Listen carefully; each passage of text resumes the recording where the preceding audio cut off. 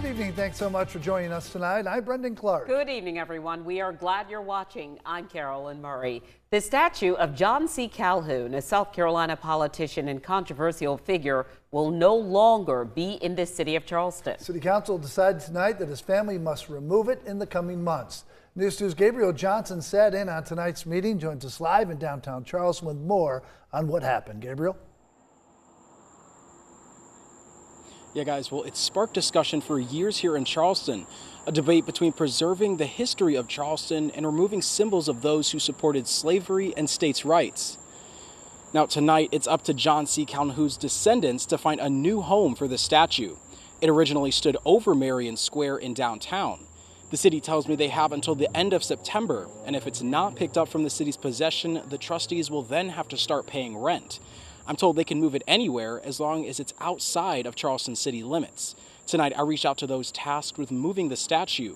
Brett Berry, president of the American Heritage Association, says, quote, America's historical landscape is being restored after the foolishness that took place across the country in 2020. The sculpture of U.S. Vice President Calhoun is a significant piece of artwork, and the story of the monument's creation is part of local women's history. South Carolinians will now be the first to re-erect a monument, end quote. The statue sparked lots of controversy in recent years following the death of George Floyd in 2020.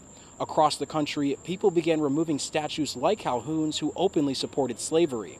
This prompted the city to remove the statue from Marion Square in June of 2020.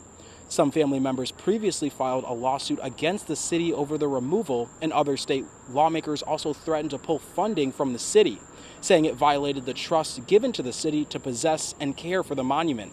Tonight, I received a statement from City Councilman Ross Appel, saying he's, quote, grateful for the litigation over the statue is resolved, closing a complex chapter in our city's history.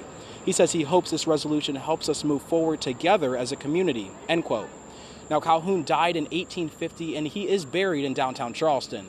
Reporting live in downtown Charleston, Gabriel Johnson, Count on 2.